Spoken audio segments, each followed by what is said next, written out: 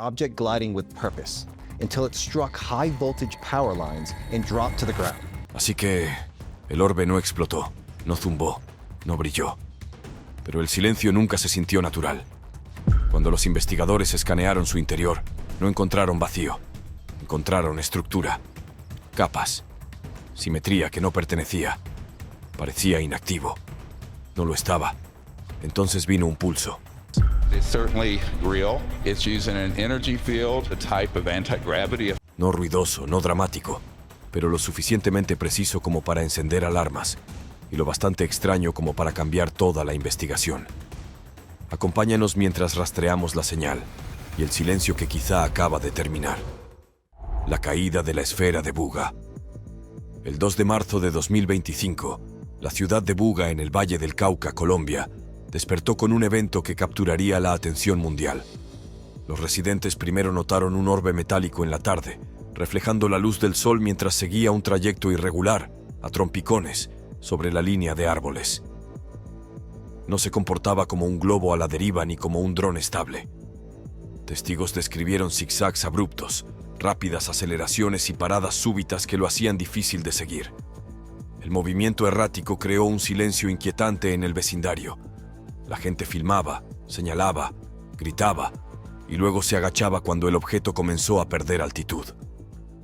El orbe descendió en una zona boscosa en las afueras de la ciudad. El impacto fue amortiguado, sin explosión, sin bola de fuego, solo un golpe sordo y un temblor en el suelo que los residentes cercanos sintieron en sus pies. Cuando un puñado de curiosos atravesó la maleza, encontraron el objeto parcialmente incrustado en la tierra blanda. Parecía una esfera metálica pulida, lo bastante grande como para sostenerla como un balón de playa. No tenía costuras visibles, ni soldaduras, ni tornillos, ni compuertas, nada que sugiriera fabricación convencional. Era inquietantemente perfecta, como si hubiera sido mecanizada de una sola pieza, o moldeada en una forma tan impecable que incluso la idea de un molde parecía incorrecta. En cuestión de horas, nuevos detalles transformaron la escena de extraña a inquietante. Las hojas se marchitaron y se curvaron alrededor del cráter poco profundo. Pequeñas plantas en el borde de la zona de impacto se debilitaron y luego murieron. El efecto no fue uniforme. Parte de la vegetación permaneció intacta, pero el patrón irregular de daño fue suficiente para desatar rumores de radiación o contaminación química. La noticia se propagó rápidamente en grupos locales de WhatsApp y luego en plataformas sociales más amplias. Videos del descenso e imágenes de la superficie reflectante del objeto circularon en líneas de tiempo en español e inglés, acompañados de subtítulos que iban de lo asombrado a lo alarmado. Las autoridades locales acordonaron el área, alejaron a los curiosos y llamaron a técnicos con medidores de radiación y cámaras térmicas. Los primeros controles no mostraron niveles peligrosos, pero el equipo mantuvo un perímetro de seguridad. Se organizó una pequeña grúa y un arnés acolchado para levantar el objeto intacto. La prioridad era clara: no rayarlo, no dejarlo caer, no sobrecalentarlo, documentar todo. La operación se llevó a cabo con linternas de teléfonos y algunas lámparas de trabajo brillantes, observada por residentes que se negaban a volver a casa. Cuando la esfera fue liberada de la tierra y colocada sobre un carro de acero, su superficie parecía intacta tras el choque. Sin abolladuras ni raspones, solo una fina capa de polvo que se quitaba con un dedo enguantado. Al anochecer, un convoy trasladó el objeto a una instalación segura para almacenamiento y documentación. Comenzaron los registros de cadena de custodia, nombres, horas, fotos. El equipo estableció una base, temperatura ambiente, peso en una balanza calibrada y pruebas básicas de magnetismo y conductividad que no arriesgaran dañar la superficie. Cada paso atraía multitudes en línea. El clip del orbe deslizándose sobre una mesa acolchada se convirtió en el video más visto en Colombia a la mañana siguiente. Lo que el pueblo tenía, como mínimo, era un misterio. Una esfera metálica limpia, sin marcas de manufactura evidentes, había caído del cielo después de una maniobra aérea que no coincidía con drones comunes ni con artefactos de aficionados. Un grupo de plantas cercanas había muerto, aunque no todas. La gente discutía qué significaba. Initial scientific findings surrounding the object now known as the Buga sphere. ¿Una batería exótica? ¿Un efecto de calor? ¿Una onda de presión? La verdad era simple e insatisfactoria. Nadie lo sabía. El objeto dejó a Buga con más preguntas que respuestas. También dejó un ánimo, una mezcla de orgullo, ansiedad y anticipación. Orgullo, porque algo raro había elegido su cielo. Ansiedad, porque podía ser peligroso. Anticipación, porque todos sentían que una historia estaba comenzando. La llegada de la esfera no fue dramática al estilo de Hollywood, pero aterrizó con el tipo de silencio que reacomoda una habitación. Buga se fue a dormir preguntándose qué, exactamente, habían llevado a su interior. Arquitectura no escrita. Cuando se abrió la caja en un laboratorio controlado, la primera regla fue precaución. Nada de herramientas eléctricas, nada de cortes, nada de calor. El equipo comenzó con imágenes no destructivas, utilizando rayos X en varios ángulos para crear una imagen en capas del interior del orbe. Los resultados fueron el primer verdadero impacto. La esfera no estaba hueca, estaba estructurada. Las imágenes mostraron 3 capas concéntricas, cada una aparentemente metálica pero con distintas densidades. Entre estas capas había pequeñas inclusiones perfectamente esféricas, microesferas en las notas del laboratorio, dispuestas con una simetría que no parecía accidental. Un conjunto de escaneos contó 9 microesferas. Una revisión posterior de mayor resolución reportó 18. La discrepancia se convirtió en un debate sobre resolución, umbrales de contraste y si algunas inclusiones se superponían en la proyección. De lo que nadie discutía era de la intención. La colocación era demasiado precisa para ser aleatoria. En el núcleo las imágenes insinuaban una forma más densa, aproximadamente en forma de disco, lo que los observadores llamaban informalmente un chip. Caminos finos como hilos parecían irradiar desde él hacia la capa interna, ramificándose como una red esquelética. En tomas de mayor energía, varios de esos caminos brillaban como pueden hacerlo el vidrio o la fibra óptica bajo una exposición específica, sugiriendo canales que quizá movían luz o señales en lugar de corriente como lo haría el cobre. Un examen visual separado catalogó marcas tenues en el exterior, líneas y símbolos tan sutiles que eran casi invisibles sin luz rasante. No eran rasguños de la caída. Su orientación y repetición implicaban que habían sido puestos ahí intencionalmente. Si eran decorativos, funcionales o simple ruido superficial, nadie podía decirlo, pero los técnicos los trazaron de todos modos y guardaron archivos vectoriales junto a las radiografías. La geometría interna planteaba preguntas prácticas. Si las microesferas eran cavidades, ¿para qué estaban ajustadas? La resonancia requiere escala y propiedades del material. Cavidades de Helmholtz pueden amplificar y filtrar. Cavidades de microondas pueden atrapar campos. Redes acústicas pueden moldear vibraciones. Los tamaños aquí, si los escaneos eran precisos, sugerían un diseño para interactuar con alguna banda de energía o movimiento, pero la banda era mera conjetura sin pruebas invasivas. El laboratorio quedó atascado con volumen de interacción desconocido en las notas. El investigador José Luis Velázquez fue el primero en dar declaraciones tras revisar el conjunto completo de imágenes. La llamó una pieza muy rara, agregando con claridad que nunca había visto una pieza como esta. Esa cita se difundió porque era cuidadosa. No decía extraterrestre, no decía engaño. Decía desconocido en un campo donde lo desconocido normalmente se resuelve en algo convencional una vez que lo desmontas. Aquí, desmontarlo no estaba sobre la mesa. El equipo documentó inercia térmica con calentamiento suave a nivel de lámparas y observó una respuesta superficial levemente retardada. Registraron una masa precisa y notaron pequeñas variaciones en mediciones repetidas que eran demasiado pequeñas para declarar una tendencia. Revisaron orden magnético y no hallaron nada a temperatura ambiente, ni adhesión a un imán, ni desviación en la aguja de una brújula. Tomaron muestras de aire de la caja y del cuarto de almacenamiento para ver si alguna emisión coincidía con la muerte de vegetación en Buga. Nada evidente apareció. Las interpretaciones se ramificaron. Un grupo describió el diseño como hardware de comunicación, un controlador central, enrutamiento óptico y cavidades resonantes como moduladores. Otro lo veía como un sistema de control para manejar tensión mecánica y vibración, una especie de núcleo amortiguador ultra refinado. Un tercero lo mantenía simple, una escultura hecha para parecer un rompecabezas. Sin costuras que abrir ni sujetadores que soltar, el orbe rechazaba el manual de ingeniería habitual. El laboratorio terminó su fase inicial con un catálogo preciso. Capas, inclusiones, un elemento central denso, marcas exteriores tenues y una conectividad interna que parecía deliberada. El titular no era una respuesta. Era un plano, una arquitectura sin manual, señal estructurada. El período de referencia del laboratorio se suponía que sería tranquilo. Las paredes blindadas bloqueaban interferencias externas. Los instrumentos zumbaban registrando el ruido de fondo. Estática, vibraciones de bajo nivel, los fantasmas habituales del laboratorio. Pasaron semanas sin incidentes, hasta que apareció un destello. Fue breve, de banda ancha y olvidable. Un transitorio tan rápido que la mayoría del equipo ni siquiera lo notó hasta revisar los registros más tarde.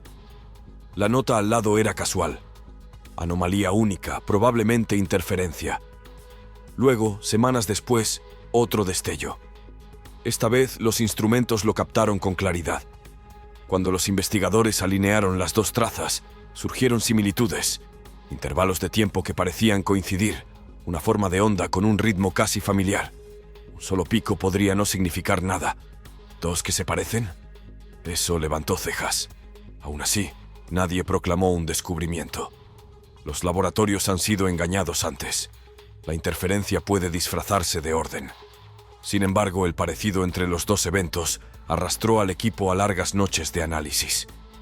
Las pruebas de autocorrelación, la matemática que comprueba si una señal se refleja a sí misma, mostraron picos por encima del ruido de fondo.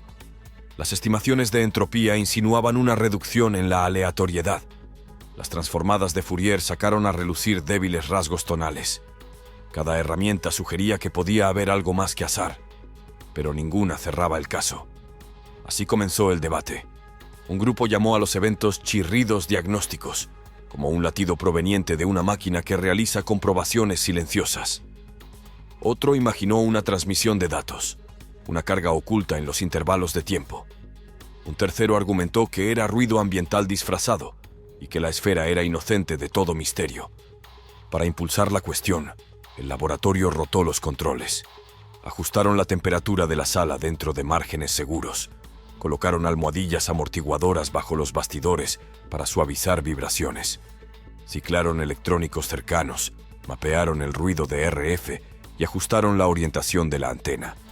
Sin embargo, a través de todos esos cambios, la semejanza entre las dos anomalías permaneció. Ni más fuerte ni más débil, solo obstinadamente presente. Esa persistencia dio peso a la idea de que las anomalías pertenecían a la esfera, no a la sala. Pero con solo dos eventos, nadie podía asegurarlo. 2 puntos no hacen un patrón. Hacen una posibilidad.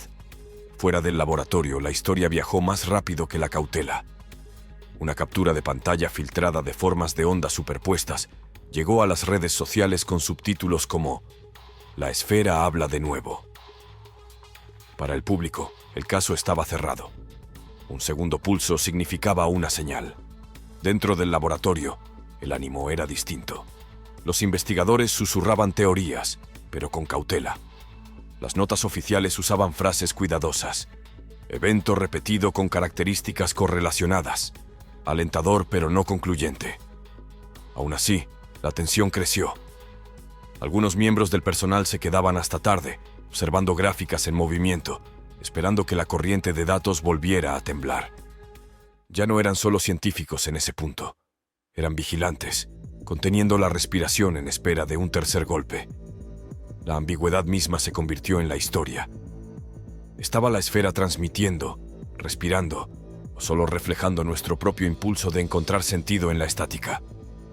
La respuesta aún no había llegado, pero la pregunta ya se había instalado profundamente. Lo que importaba no era la certeza, era la posibilidad. 2 ecos, en un lugar donde debía reinar el silencio, habían inquietado la sala. Suficiente para despertar entusiasmo, suficiente para alimentar la duda, suficiente para mantener a todos escuchando. fuese un latido, una baliza o solo una ilusión, el llamado segundo pulso llevó a la esfera de Buga de la curiosidad a la sospecha. Algo se había agitado, 2 veces, y la única pregunta que importaba ahora era esta. Si ocurre de nuevo, ¿seguiremos llamándolo ruido? Patrones astrales. Mucho antes de que alguien en Buga mirara hacia arriba a un orbe zigzagueante, los astrónomos ya catalogaban el propio repertorio del cielo de ritmos extraños. Los púlsares, estrellas de neutrones que giran rápidamente, marcan el tiempo como faros cósmicos con precisión de milisegundos a segundos. Los magnetares lanzan berrinches. Los destellos rápidos de radio aparecen y desaparecen, algunos una sola vez, otros en secuencias que casi, pero no del todo, se repiten. La señal «Wow» de 1977 sigue siendo un misterio aislado que inspira más cautela que conclusiones. En el año 2025, 3 resultados marcaron el tono de cómo los científicos piensan acerca de firmas energéticas repetitivas. Primero, los investigadores rastrearon pulsos rítmicos de radio de 125,5 minutos hasta un sistema binario a unos 1600 años luz de distancia, donde una enana blanca y una enana roja interactúan magnéticamente. La cadencia no era comunicación, era astrofísica, campos retorciéndose, plasma chasqueando, un ciclo escrito por órbitas y magnetismo. Segundo, una fuente llamada ASCAP, J1832-911 dentro de nuestra galaxia, pulsaba aproximadamente cada 44 minutos en bandas de radio y rayos X. Su comportamiento de doble banda no coincidía con los modelos estándar de púlsares, obligando a nuevas ideas sobre emisores lentos y energéticos. Tercero, los observadores registraron un FRB excepcionalmente brillante proveniente de una galaxia a unos 130 millones de años luz de distancia. El tipo de evento único y poderoso que pone a prueba los instrumentos y al mismo tiempo les entrega un tesoro de datos. Con ese telón de fondo es natural preguntar cómo debería compararse cualquier patrón terrestre repetitivo con los del cielo. Las herramientas adecuadas son estadísticas y prudentes. Los periodogramas revelan ciclos dominantes. La autocorrelación resalta la autosimilitud. El análisis de wavelets detecta estructura que cambia con el tiempo. Estos métodos no te dicen quién está hablando, te dicen si existe un ritmo y qué tan estable es. Algunos investigadores que observaron debates públicos hicieron analogías con dobles pulsos ópticos supuestamente vistos desde la estrella HD 89-389, rasgos estrechamente espaciados y repetitivos cuyo origen sigue sin aclararse. Que esas observaciones específicas pasen o no, la prueba de la revisión por pares es secundario ante un punto más amplio. El universo está lleno de regularidades producidas por la física. Rotación, órbita, precesión, resonancia. La naturaleza repite cuando los sistemas se bloquean en ciclos. La regularidad por sí sola no es evidencia de intención. Eso no es un aguafiestas, es un mapa de ruta. Si un patrón aquí en la Tierra se parece superficialmente a comportamientos cósmicos, la comparación puede guiar pruebas sin importar suposiciones. Deriva el tiempo con la temperatura, como lo hacen algunas resonancias mecánicas. Hay una relación de fase con campos locales. ¿El espectro muestra armónicos característicos de un proceso específico? ¿Se agrupan las pausas como si las estableciera un reloj o se dispersan como una relajación ruidosa? En astronomía, los repetidores enseñan humildad. Los primeros descubrimientos de FRB desataron titulares de «Tal vez es un mensaje». Años más tarde, tanto repetidores como no repetidores comenzaron a mapearse en entornos, regiones de formación estelar, vecindarios magnetizados, donde la física extrema es la que habla. La lección es que el contexto reduce las posibilidades. Para un patrón terrestre, contexto significa entorno de laboratorio, materiales y respuesta a cambios controlados, no analogías estiradas a lo largo de años luz. Aún así, pensar en términos cósmicos tiene valor. Normaliza la idea de que las emisiones estructuradas no son raras en la naturaleza. También mejora la disciplina. Los astrónomos publican series temporales, espectros de potencia e incertidumbres. Comparten datos en bruto y permiten que otros los reanalicen. Adoptar esa cultura alrededor de una anomalía terrestre hace que las afirmaciones sean reproducibles y refutables. Si el patrón se mantiene bajo ese tipo de escrutinio, tiempo consistente, morfología estable, clara separación de factores ambientales, entonces la conversación puede pasar de «se parece a X» a «se comporta como Y bajo condiciones Z». En resumen, el cielo ofrece tanto inspiración como límites. Los ritmos no son inherentemente mensajes, pero siempre significan algo. La tarea es descubrir qué, sin importar respuestas de las estrellas, cuando el mecanismo puede estar sentado sobre la mesa de trabajo. Métodos racionales. Desde el principio, voces críticas surgieron una regla simple. Las afirmaciones extraordinarias requieren disciplina ordinaria. La doctora Julia Mossbridge, una física que se ha pronunciado públicamente, planteó el objeto como probablemente fabricado por humanos, posiblemente un proyecto artístico, y argumentó que declarar alienígena antes de una investigación rigurosa corre el riesgo de confundir la curiosidad con la conclusión. Su postura no es cinismo, es proceso. Empiece por las explicaciones más comunes y elimínelas metodológicamente. Las lecciones institucionales respaldan el enfoque cauteloso. La Oficina de Resolución de Anomalías en todos los dominios del Pentágono ha declarado repetidamente que los casos que investigaron no muestran evidencia de origen extraterrestre. Muchos se resuelven en globos, drones, aves, satélites y artefactos de los sensores. El estudio de UAP de la NASA de 2023 llegó a una conclusión similar. Las observaciones ambiguas a menudo reflejan datos limitados, no física exótica. Nada de eso significa que las anomalías nunca existan. Significa que la tasa base para explicaciones prosaicas es alta. Los escépticos sostienen que las afirmaciones extraordinarias sobre artefactos, como el objeto Buga, exigen métodos rigurosos y estandarizados. Métodos que prioricen los datos sobre la narrativa. En primer lugar, piden imágenes y análisis de materiales independientes. Varios laboratorios deberían realizar sus propias radiografías y tomografías computarizadas, TC, y comparar los resultados entre las instalaciones. Deben utilizarse técnicas espectroscópicas no destructivas como XRF y Raman para caracterizar tanto la composición del material como cualquier tratamiento superficial. Las discrepancias, por ejemplo, distintos recuentos de microesferas, deben resolverse mediante protocolos compartidos, no por interpretación subjetiva. La transparencia también es esencial. Se deben publicar todos los datos crudos, archivos con sello de tiempo, configuraciones de los instrumentos, registros ambientales e incluso el código usado para generar cualquier patrón de emisión o correlación espectral alegada. Si una señal es real, otros deberían poder reproducirla. Los controles ambientales son otra clave.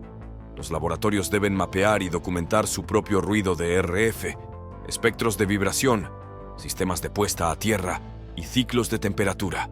Repetir pruebas en distintos entornos puede revelar si las anomalías están ligadas al objeto en sí o simplemente a la sala donde se realizan las pruebas. La revisión independiente fortalece la credibilidad. Los escépticos recomiendan involucrar a grupos científicos terceros, como el Galileo Project o la SCU, para aportar experiencia externa y garantizar que la metodología resista el escrutinio. Por último, la procedencia debe ser a prueba de fallos. Cada transferencia del objeto debe registrarse con nombres, horas, ubicaciones e imágenes de alta resolución. Las condiciones de almacenamiento deben rastrearse. Si existen muestras de campo, deben archivarse. Sin esta cadena de custodia, las reclamaciones de contaminación resultan imposibles de descartar y los resultados imposibles de confiar. Mossbridge también enfatiza la psicología. Los humanos buscan patrones. Vemos rostros en las nubes y mensajes en el ruido, especialmente cuando lo desconocido provoca miedo o asombro. Esa reacción no es vergonzosa, es humana, pero es una razón para ralentizar. Si la gente quiere que esto sea un mensaje, lo leerá así. El antídoto son protocolos preregistrados y análisis ciegos que reduzcan el sesgo de expectativa. Las consideraciones internacionales también importan. El artefacto apareció en Colombia y, según algunos informes, ha sido examinado por equipos en México. Mover objetos potencialmente significativos a través de fronteras plantea preguntas. ¿Quién autoriza las pruebas? ¿Quién posee los resultados? ¿Y cómo se comparten las muestras? Los escépticos abogan por consorcios no gubernamentales y no partidistas con estatutos publicados para evitar reveses políticos y asegurar el acceso a equipos calificados independientemente de la nacionalidad. Nada de esto descarta el asombro. Lo canaliza. Un resultado negativo riguroso es una obra de arte con una estructura interna ingeniosa. Aún así enseña algo sobre materiales y oficio. Un resultado positivo riguroso. Aquí hay una emisión estructurada reproducible con independencia ambiental definida. Merece atención precisamente porque sobrevivió a intentos de refutarlo. Métodos antes que mística no es matar la emoción. Es como lo desconocido se convierte en conocimiento. Física exótica. La especulación llenó el hueco entre los escaneos y la certeza. La línea más audaz se centró en si la ingeniería avanzada podría manipular directamente la inercia y la gravedad. 3 ideas dominaron el espectro que va de la periferia a la frontera: masa negativa, electrográdica y modelos de espacio-tiempo fractal, topotemporales. La masa negativa es un experimento mental con consecuencias inquietantes. Dé a un sistema una masa inercial efectiva negativa y empújelo hacia adelante. Su aceleración apunta hacia atrás, como un carrito de compras que se lanza contra usted cuando lo empuja alejándolo. En la práctica, los sistemas de materia condensada pueden exhibir masa efectiva negativa bajo condiciones restringidas, pero extender eso a ingeniería a granel y a temperatura ambiente es un salto. Si un dispositivo pudiera alternar su distribución de masa efectiva, podría reducir el peso aparente por grandes fracciones sin expulsar masa de reacción. Un eco de afirmaciones de que algunas máquinas exóticas se alivian en un 80% durante la operación. La teoría exige un mecanismo para acoplar campos a la masa-energía de manera controlable. No existe un plano convencional. La electrográdica, la idea de que potenciales eléctricos altos pueden inducir efectos gravitatorios, tiene un rastro documental del siglo XX lleno de patentes, anécdotas y poco en cuanto a éxitos controlados y revisados por pares. Aún así, el concepto se resiste a morir porque promete una línea directa entre voltaje y elevación. Enmarcado modernamente, cualquier efecto así probablemente sea una interacción mal identificada, viento iónico, descarga corona o fuerzas electromagnéticas sobre el montaje de prueba, a menos que se aísle un término claro y repetible de acoplamiento gravitatorio. Sus partidarios argumentan que cavidades resonantes cuidadosamente diseñadas y dieléctricos en capas podrían concentrar campos como las cavidades de REF concentran ondas estacionarias, produciendo fuerzas que se sienten parecidas a la gravedad. Los críticos dicen que las matemáticas no cuadran. Los modelos de espacio-tiempo fractal y topotemporales van más lejos. Proponen que el espacio-tiempo tiene estructura dependiente de la escala, una rugosidad que los dispositivos podrían explotar, o redes que se corresponden con la geometría en múltiples escalas. En esos marcos, matrices de cavidades microsféricas y redes tipo fibra no son solo rutas de señal. Son acopladores diseñados para interactuar con la textura del espacio-tiempo, redirigiendo la inercia o posibilitando el blindaje inercial. Un proponente, citado en discusiones como Patrick Morsewa, bosqueja un marco en el que una red interna anidada induce un efecto de masa negativa al encaminar energía a través de una métrica fractal. Es un lenguaje elegante sin respaldo mainstream, pero como narrativa de diseño, explica por qué un dispositivo podría incluir cáscaras concéntricas, inclusiones afinadas y un elemento central de control. Una pregunta práctica corta la teoría. ¿Qué firmas producirían tales sistemas? Si una máquina manipula la inercia, podría radiar en bandas específicas durante las transiciones de desplazamiento de masa. Si acopla electromagnetismo con la gravedad, podría producir un enfriamiento local pequeño pero medible, debido a la partición de energía, o mostrar fluctuaciones de peso sincronizadas con un ciclo interno. También podría exhibir gestión térmica extrema, rechazo o absorción de calor rápida, como subproducto de las interacciones de campo.